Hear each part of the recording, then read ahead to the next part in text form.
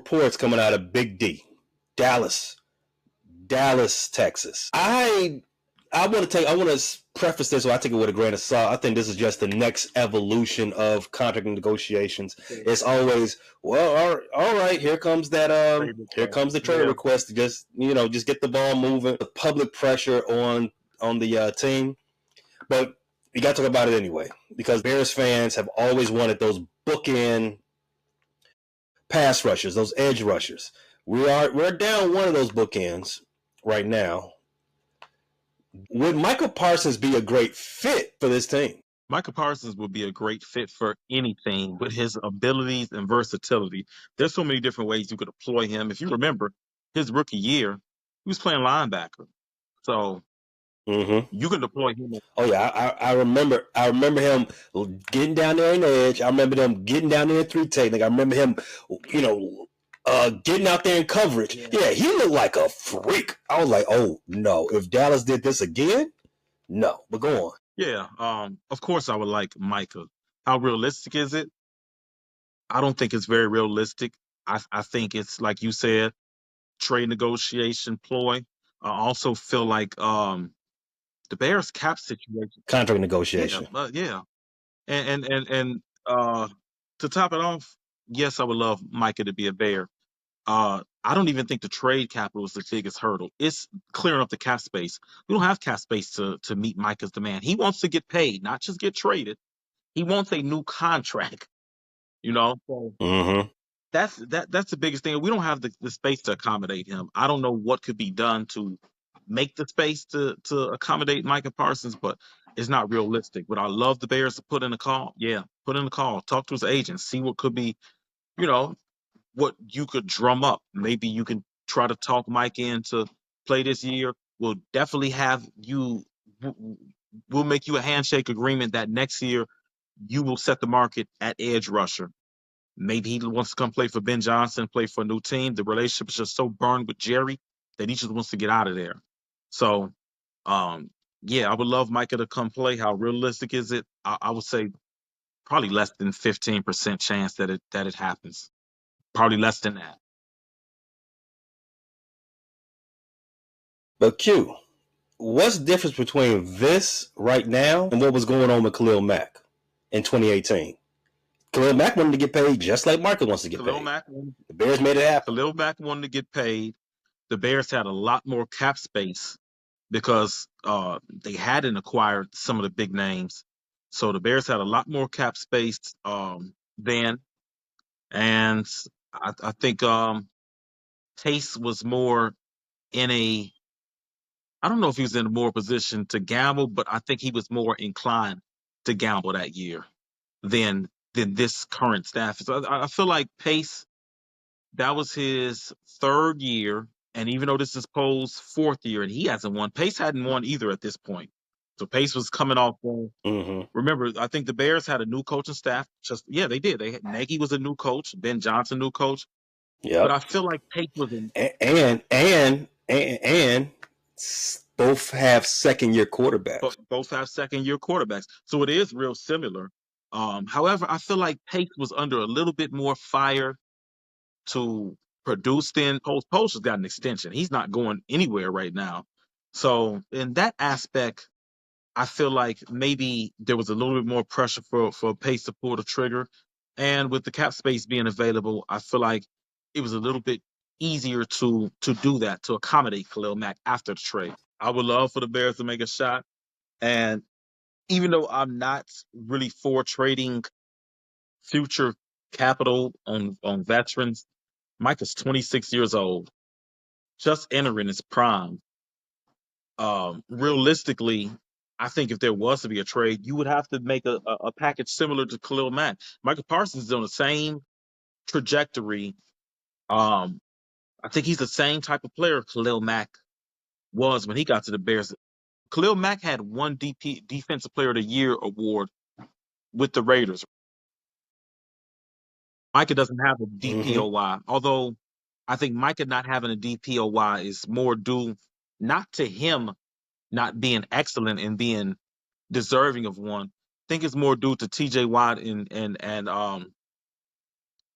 and Garrett Garrett. just playing out of their mind. I mean, Micah looks to be the same impact type player that those guys are, the same impact player Khalil Mack was. So I think you look at a similar package. You got to give up 2 firsts to get a Micah Parsons. Would I be okay with that? Yes, because I don't feel the Bears will be picking in the top 10. I don't think the Bears will be picking in the top 15 next year. I think you're looking at a team and if they add Micah Parsons, they'll be picking 20 something. So I feel like would a pair of 20 something first round picks be palatable for acquiring a Micah Parsons? Absolutely. Do I feel better about the quarterback situation than I did when we acquired Khalil Mack? Absolutely. So I think this is a much better gamble. And like I said, I would love Pose to make that call. Just to inquire. It can't hurt. You owe it to yourself, you owe it to the fan base. Let me throw a couple of trade scenarios out there for you. What about Jerry Jones say, I'm still looking for a running back because they love their running backs down there in Dallas. Let me get Roschon off you because as a former Longhorn, let me get Roschon. Let me get one of them linemen. I don't know, Braxton Jones, your starting left tackle, which comes at a high cost, and a couple of picks. You go. Fine. Let me see if I can try to coax get another one. What about a defensive player? Let's say, I don't know, Kyler Gordon and a couple of picks.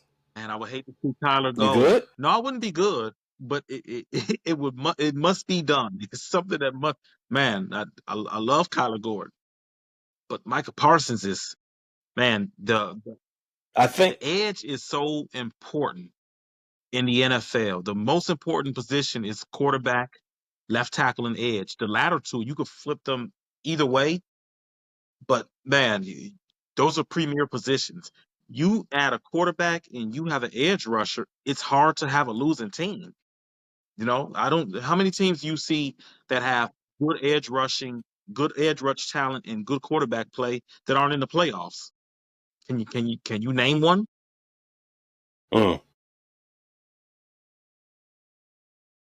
I mean, the Cleveland Browns. They don't have good quarterback play though. Well, there you're right. You got Joe Flacco and rapists, alleged rapists, alleged rapists. One more. Let's stay with defense.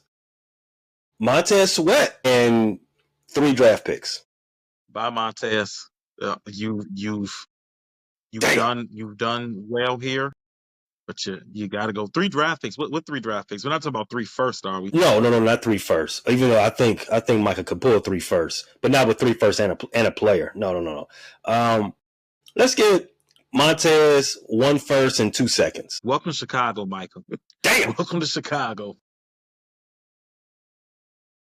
It's hard out here, man. Montez just got here. I thought he was a Bear for life. Love Montez, but life changes. Life changes. So while I would like Micah Parsons to join a member of the Bears, it's going to cost a lot. I do think if it was even imaginable, and just for everyone's sake, Jerry Jones did come out and say that they're not interested in trading Micah Parsons. We're just interested in pissing him and his representation off. Before we move on from Micah, I got to ask you one question. Do you think we're Micah Parsons away from being serious contenders in the NFC? Is this the right time to get a Micah Parsons? That's a complicated question because I don't think we're a fill in the blank player away. You know what I mean? I think we're a cohesive unit away from contending. I think we're a certain level of maturation away from contending. You know what I'm saying? I don't think just plucking Micah, even though he's a great player, I don't think just dropping him on the Bears roster changes our timeline.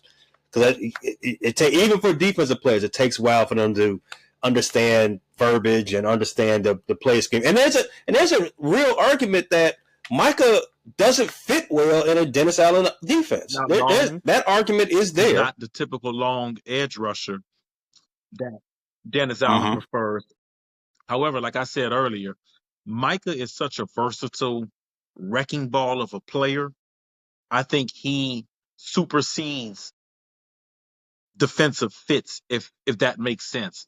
So whether you play in a base 3-4 or you're in a base 4-3 or you utilize a wide nine or you employ your defensive ends when they're more straight up over the tackle, I think Micah just he just supersedes all that. And like I said, he can even play linebacker at a very high level. I want to go on to your point where, yeah, I definitely agree with that. I don't think we're necessarily one player away. I think we're more of Caleb Williams coming into his own, Roma Dunze coming into his own, Hmm. Colston Loveland coming into his own. I think the Bears' championship contention is not just a necessarily a player away. It's the maturation starting with Caleb Williams, his development. Because if he becomes, he's number one pick. If he becomes the generational or fulfills being the generational talent he was prophesized to be, then the team is already Super Bowl contender worthy.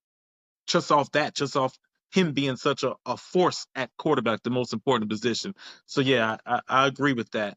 Although the Bears had Mitch Trubisky and were, I would say they were legit contenders in that season because the Patriots ended up winning that Super Bowl and the Rams got to the Super Bowl as the runner ups.